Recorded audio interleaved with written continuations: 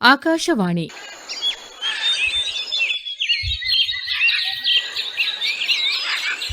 ಪಕ್ಷಿ ಪ್ರಪಂಚ ವಿಶೇಷ ಕಾರ್ಯಕ್ರಮ ಸರಣಿ ಪ್ರಸ್ತುತಪಡಿಸುತ್ತಾರೆ ಶ್ರೀನಿಧಿ ಹೆಬ್ಬಾರ್.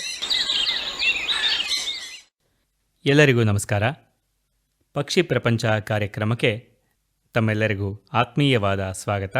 ನಾನು ನಿಮ್ಮ ಪ್ರೀತಿಯ ಶ್ರೀನಿಧಿ ಹೆಬ್ಬಾರ್. ಪಕ್ಷಿ ಪ್ರಪಂಚ ಕಾರ್ಯಕ್ರಮದಲ್ಲಿ ಇಂದು ವಿಶೇಷವಾದ ಒಂದು ಪಕ್ಷಿಯ ಬಗ್ಗೆ ತಿಳಿದುಕೊಳ್ಳೋಣ.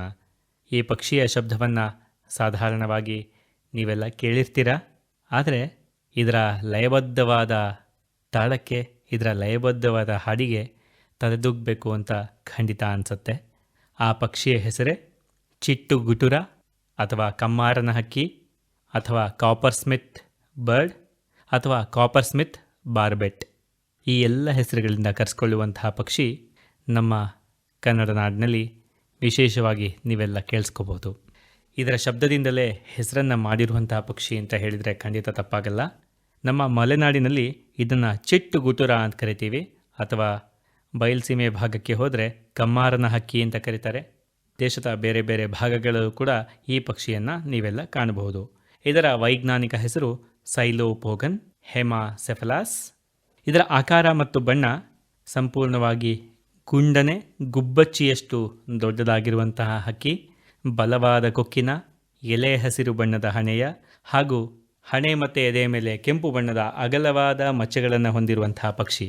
ಹೊಟ್ಟೆ ಮೇಲೆ ಬಿಳಿ, ಹಸಿರು, ಹಳದಿ ಮಿಶ್ರಿತ ಬಣ್ಣದಲ್ಲಿ ಇರುತ್ತೆ.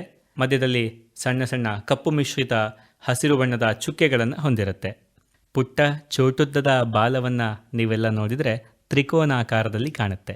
4-5 ಹಕ್ಕಿಗಳು ಚದುರಿರುವಂತಹ ಗುಂಪುಗಳಲ್ಲಿ ಕೂತು ಆಲ, ಅರಳಿ, ಬಸಿರಿ, ಗೋಣಿ, ರಂಜ ಈ ಎಲ್ಲ ಮರಗಳ ಮೇಲೆ ಹಣ್ಣು ಬಿಟ್ಟಿರುವಂತಹ ಸಂದರ್ಭದಲ್ಲಿ ಒಟ್ಟಾಗಿ ಕುಳಿತು ಹಣ್ಣನ್ನು ತಿಂತ ಕೂಗ್ತಾ ಇರುತ್ತೆ.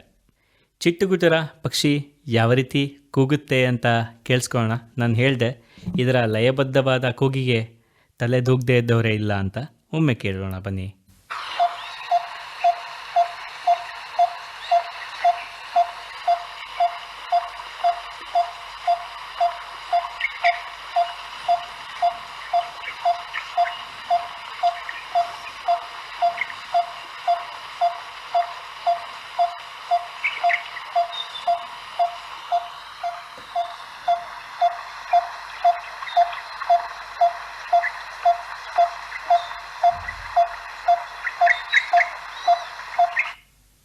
ಕೇಳಿದ್ರೆ ಅಲ್ಲ, ಎಷ್ಟೊಂದು ಲಯಬದ್ಧವಾಗಿ ತಾಳಬದ್ಧವಾಗಿ ತನ್ನ ಹಾಡನ್ನು ಪ್ರಸ್ತುತಪಡಿಸ್ತಾ ಇದೆ ಅಂತ. ಹೌದು, ಇದು ಚಿಟ್ಟುಗುಟುರ ಅಥವಾ ಕಾಪರ್ ಸ್ಮಿತ್ ಎಂಬ ಹೆಸರು ಬಂದಿರೋದೇ ಇದು ಮಾಡುವಂತಹ ಈ ಶಬ್ದದಿಂದ. ನೀವೆಲ್ಲ ಕುಲುಮೆ ಕೆಲಸ ಮಾಡೋರನ್ನು ನೋಡಿರ್ತೀರ. ಕುಲುಮೆ ಕೆಲಸದಲ್ಲಿ ಒಬ್ಬ ಕಾವನ್ನು ಕೊಟ್ಟು ಅದನ್ನು ಸರಿಯಾಗಿ ಹಿಡಿತಾ ಇರ್ತಾನೆ, ಕಾವು ಸರಿಯಾದ ಜಾಗಕ್ಕೆ ಬೀಳೋ ರೀತಿಯಲ್ಲಿ. ಇನ್ನೊಬ್ಬ ಸುತ್ತಿಗೆಯನ್ನು ತಗೊಂಡು ನೇರವಾಗಿ ಆ ಕಬ್ಬಣ ಅಥವಾ ತಾಮ್ರಕ್ಕೆ ಹೊಡೆಯುವಂಥ ಕೆಲಸವನ್ನು ಮಾಡ್ತಿರ್ತಾನೆ. ಈ ಹಿಂಭಾಗದಲ್ಲಿ ಕೂತಿರುವಂತಹ ಸುತ್ತಿಗೆಯಿಂದ ಹೊಡೆಯುವಂಥ ವ್ಯಕ್ತಿಗೆ ಅವನು ಎದುರುಗಡೆ ಕುಲುಮೆಯನ್ನು ಮಾಡ್ತಿರುವಂತಹ ವ್ಯಕ್ತಿ ಕಾವನ್ನು ಸರಿಯಾಗಿ ಹಿಡಿದಿದನೋ ಇಲ್ಲೋ ಗೊತ್ತಿರೋದಿಲ್ಲ. ಆದರೆ ಅವರಿಬ್ಬರ ನಡುವೆ ಒಂದು ಸಮಾನವಾದ ಒಂದು ಹೊಂದಾಣಿಕೆ ಇರುತ್ತೆ. ಒಂದು ಟೆಂಪೋ ಅಂತ ಕರಿತೀವಿ ಸಂಗೀತದಲ್ಲಿ ಇದನ್ನು. ಆ ಟೆಂಪೋ ಇರುತ್ತೆ. ಹಾಗಾಗಿ ಇಲ್ಲಿ ಕಾವು ಸರಿಯಾಗಿ ಬೀಳ್ತಿದ್ದಾಗೆ ಅಲ್ಲಿ ಆ ಸುತ್ತಿಗೆಯಿಂದ ಆ ತಾಮ್ರ ಅಥವಾ ಆ ಲೋಹಕ್ಕೆ ಬೀಳುವಂತಹ ಪೆಟ್ಟು ಕೂಡ ಸರಿಯಾಗಿರುತ್ತೆ. ಅದೇ ರೀತಿಯ ಶಬ್ದವನ್ನು ನಮ್ಮ ಈ ಕಮ್ಮಾರನ ಹಕ್ಕಿ ಅಥವಾ ಚಿಟ್ಟುಗುಟುರ ಪಕ್ಷಿ ಶಬ್ದವನ್ನು ಹೊರಡಿಸುತ್ತೆ ನೋಡಿ. ಗುಕ್ ಗುಕ್ ಗುಕ್ ಗುಕ್ ಅಂತ ಹೊರಡಿಸುವಂಥ ಶಬ್ದದಲ್ಲಿ ಎಲ್ಲೂ ಕೂಡ ಲಯದಲ್ಲಿ ವ್ಯತ್ಯಾಸವನ್ನು ಮಾಡೋದಿಲ್ಲ. ಆ ಥರ ಒಂದೇ ಲಯದಲ್ಲಿ ಹಾಡುವಂತಹ ವಿಶೇಷವಾದ ಪಕ್ಷಿ ನಮ್ಮ ಚಿಟ್ಟುಗುಟುರ ಅಥವಾ ಕಮ್ಮಾರನ ಹಕ್ಕಿ. ಸಾಧಾರಣ 5-10 ವರ್ಷಗಳ ಕಾಲ ಬದುಕುವಂತಹ ಪಕ್ಷಿ. ಇದನ್ನು ಫ್ರೂಗಿವೋರ್ ಅಂತ ಕರಿತೀವಿ, ಅಥವಾ ಹಣ್ಣನ್ನೇ ಪ್ರಧಾನ ಆಹಾರವಾಗಿ ಸ್ವೀಕರಿಸುವಂತಹ ಪಕ್ಷಿ.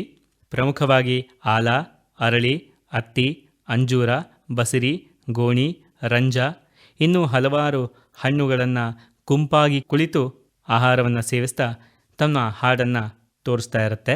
ಪೋಷಕಾಂಶಗಳಿಗೋಸ್ಕರ ಇವು ಕೀಟಗಳನ್ನು ಕೂಡ ಸೇವಿಸ್ತವೆ. ಗೆದ್ದಲು ಹುಳ, ಈ ಗೆದ್ದಲು ಹುಳಗಳನ್ನು ಮರದ ಮೇಲೆ ಕೂತು ಎಲ್ಲಿ ಒಳಗಡೆ ಸೇರಿರ್ತವೋ ಅವುಗಳನ್ನು ಹುಡುಕಿ ತಿನ್ನುತ್ತೆ. ಮರಿ ಮಾಡುವಂತಹ ಸಂದರ್ಭದಲ್ಲಿ ಹೂವಿನ ದಳ, ಮಕರಂದವನ್ನು ಕೂಡ ಸೇವಿಸ್ತವೆ.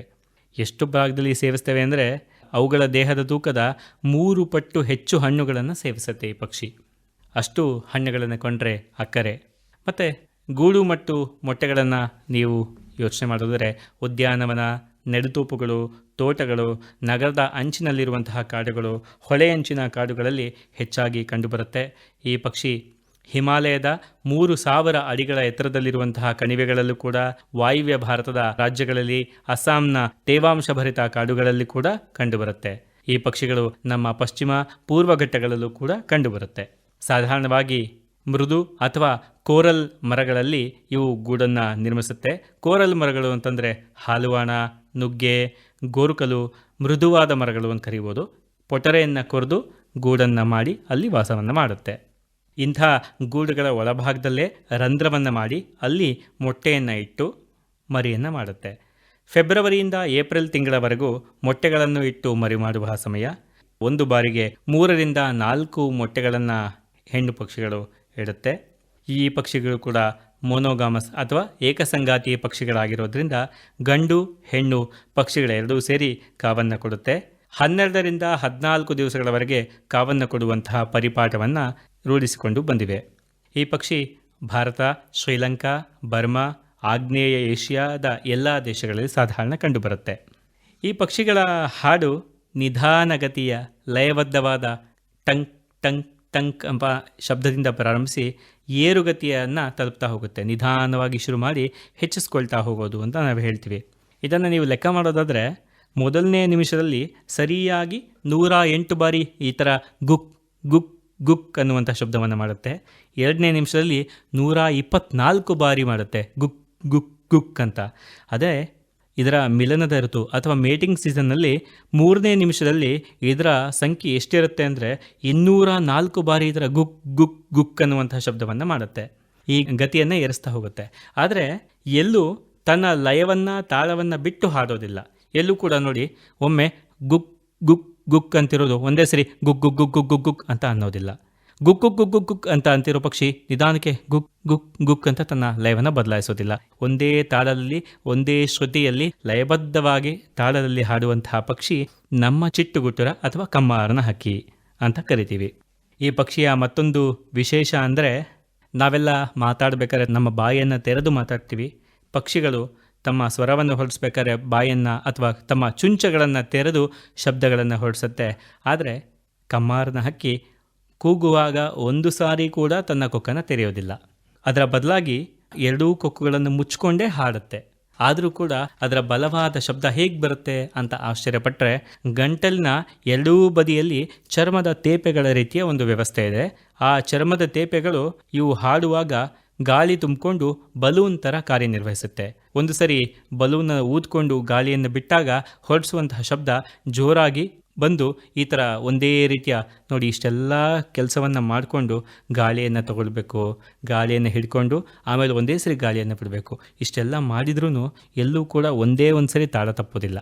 ಎಷ್ಟು ಅಚ್ಚುಕಟ್ಟಾಗಿ ಈ ವ್ಯವಸ್ಥೆಯನ್ನು ರೂಢಿ ಮಾಡ್ಕೊಂಬಂದಿದೆ ಅಲ್ವಾ.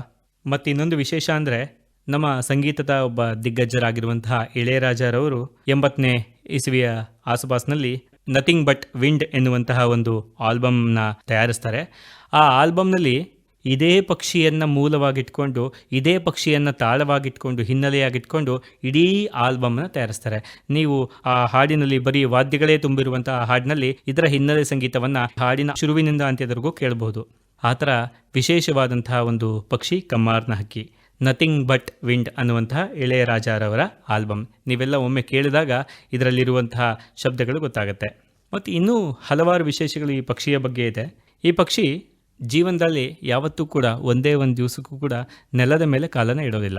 ಸಾಧಾರಣವಾಗಿ ಮರದ ಮೇಲೆ ಕೂತಿರುತ್ತೆ, ಇಲ್ಲ ಹಾರ್ತಾ ಹೊಳಗಳನ್ನು ಹಿಡಿಯುತ್ತೆ. ಕೆಲವು ಬಾರಿ ನೆಲದ ಸಮೀಪಕ್ಕೆ ಹಾರಿ ಬಂದರೂ ಸಹ ನೆಲದ ಮೇಲೆ ಕಾಲಿಡೋದಿಲ್ಲ. ಇಡೀ ಜೀವನ ಹಾರ್ತಾ ಮರದ ಮೇಲೆ ಕೂತ್ಕೊಂಡು ತನ್ನ ಜೀವನವನ್ನು ಕಳೆಯುತ್ತೆ. ಹಲವಾರು ವಿಶೇಷಗಳು ಈ ಪಕ್ಷಿಯಲ್ಲೇ ತುಂಬಿದೆ ಅಂದರೆ ಖಂಡಿತ ತಪ್ಪಾಗಲ್ಲ. ಮರದ ತೊಗಟೆ ಮೇಲೆ ಕುಳಿತು ಆಹಾರವನ್ನು ಅನ್ವೇಷಿಸುತ್ತಾ ಹಾರುವ ಕೀಟಗಳನ್ನು ಹಿಡಿಯುತ್ತಾ ಕುಳಿತಿರುತ್ತೆ. ಆದರೆ ನೆಲದ ಸಮೀಪ ಬರೋದೇ ಅತ್ಯಂತ ಕಮ್ಮಿ, ಅತ್ಯಂತ ವಿರಳ ಅಂತ ಹೇಳ್ಬೋದು. ಛಂದೋಬದ್ಧವಾಗಿ ಹಾಡುವ ಈ ಪಕ್ಷಿಯ ಹಾಡನ್ನು, ತನ್ನ ಲಯವನ್ನು ಎಲ್ಲ ನಮ್ಮ ಸಂಗೀತದ ವಿದ್ಯಾರ್ಥಿಗಳಿಗೆ ಖಂಡಿತ ಪರಿಚಯ ಮಾಡಿಕೊಡ್ಬೇಕು. ಒಂದು ಪಕ್ಷಿ ಇಷ್ಟು ಛಂದೋಬದ್ಧವಾಗಿ, ಇಷ್ಟು ಶ್ರುತಿಯಲ್ಲಿ ಎಲ್ಲೂ ಲಯವನ್ನು ತಪ್ಪಿಸದೆ ಹಾಡಿಸುತ್ತೆ ಅಂದರೆ ಅದೊಂದು ಖಂಡಿತ ವಿಸ್ಮಯನೇ ಅಲ್ವಾ. ಹೌದು, ಅಂಥ ಒಂದು ವಿಶೇಷವಾದಂಥ ಪಕ್ಷಿ ನಮ್ಮ ಈ ಕಾಪರ್ ಸ್ಮಿತ್ ಬರ್ಡ್ ಅಥವಾ ಕಮ್ಮಾರನ ಹಕ್ಕಿ, ಅದರ ಧ್ವನಿಯನ್ನು ಮತ್ತೊಂದು ಬಾರಿ ಕೇಳಿಸ್ಕೊಳ್ಬೋದಲ್ವಾ?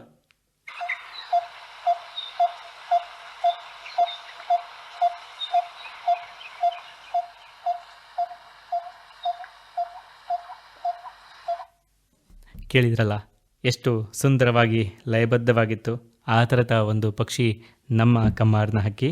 ಈ ಪಕ್ಷಿಯ ಬಗ್ಗೆ ಮನೆಯಲ್ಲಿ ಮಕ್ಕಳಿಗೆ ಎಲ್ಲರಿಗೂ ಈ ವಿಶೇಷವನ್ನು ತಿಳಿಸಿ, ಆ ಪಕ್ಷಿಯನ್ನು ಗುರುತಿಸಿ ಅಂತ ಹೇಳ್ತಾ ಇಂದಿನ ಸಂಚಿಕೆಯನ್ನು ಮುಗಿಸೋಣ. ಧನ್ಯವಾದಗಳು.